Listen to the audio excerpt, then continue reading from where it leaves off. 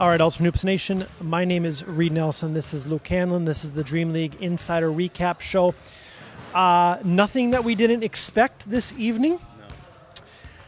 John Christensen and the Pilots. I think we're going to start saying John Christensen and the Pilots. Shut down the Yellow Jackets. They win by 10. Keith Durham with 4 points on 2 of 6 shooting. Not a great effort by the Yellow Jackets, but I want to share. Well, let's talk about that game first. What are your thoughts on this game? The Pilots, the defense, again, we've been talking about it all year. They were stellar today. Like you said, John Christensen shut down Munsell last week. Now he shuts down Durham this week. He is now the front runner for Defensive Player of the Year. There's no doubt about that in my mind. He'll win it again this week. There's no question.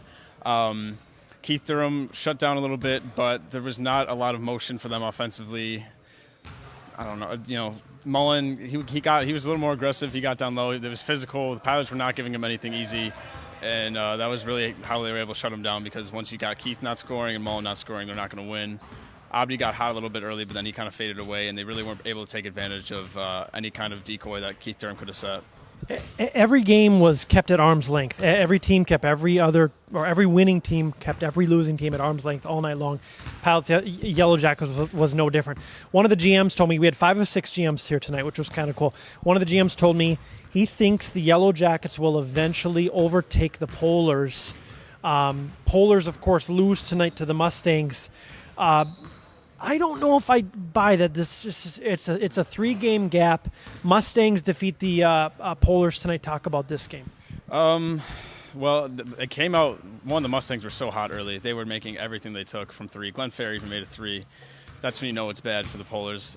Polars were keeping up with them for a while. It seemed like there was just a lack of defense a little bit on each side.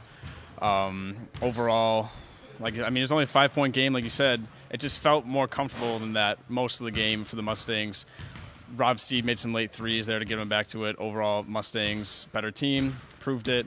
Polars, again, live and die by the 3, I think a little bit too much. And Johnny Ball didn't get too hot with Munsell not there. They struggled a lot. Overall, the Mustangs better without DuPont than the Polars without Munsell. Well, and I spoke with Sonny, which will air later in the week. He said that they weren't necessarily too much affected by, the 2 brand new players, Stephen Griffin and Lorenzo Butler. But listen, it's impossible not to be. Yeah. But you're right. I didn't necessarily even notice Dustin not being here, which is, I think, a tribute to the Mustangs team play. Whereas with the Polars, it just felt like something was off. Yeah. As I just mentioned a few moments ago, do you think the Yellow Jackets can catch the Polars? Simple. Yes, I think they could. Do I think they will? No, but it's definitely not a race that's over. Like you said, the Polars have a little bit of a grind coming up. They lose the next 2. The Yellow Jackets win the next 2. It's going to create some interesting matchups there. But right now, I'd say no. Polars play the Knights next week, and then they're off. If they lose that game and the Yellow Jackets beat the Generals and the Griffins, they will play the Polars on April 18th to come within 1/2 game of that potential 4th playoff spot. So it's possible. But again, the Yellow Jackets have to win. Jake Ruland tweaked his ankle, maybe hurt his ankle significantly. We'll see if he goes on the injured list and who they pull up. Randall Padua, now he's played for 3 squads, still needs to get comfortable. Yeah. Definitely not comfortable tonight. He only had a few minutes.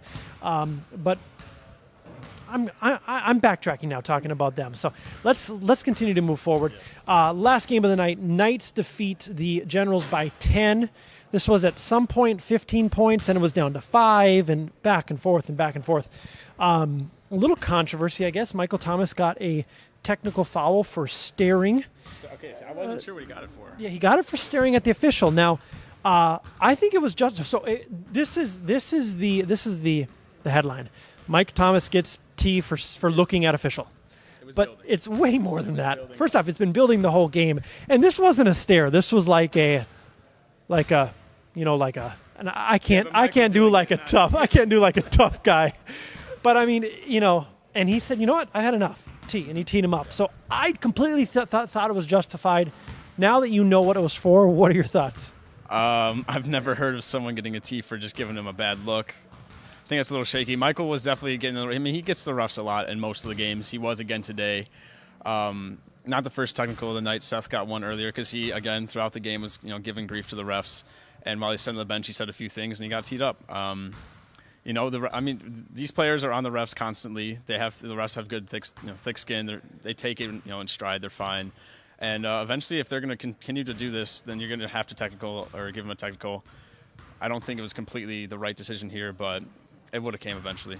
I have no problem with the tee. I thought it was a great tee, and I have no problem with multiple tees. So, okay.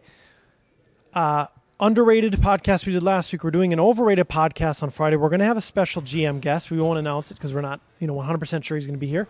But it should be fun. Sure. Any final thoughts on week 10? I believe this is week 10. Week 10. No, you'll get all my thoughts in the game book. I don't want to give anything away. Okay. Thank you, Luke. Thank you for tuning in. His game notebook on Wednesday morning, the Dream League Insider podcast Friday morning, as well as a couple other pieces scattered out here and there. We will see you then.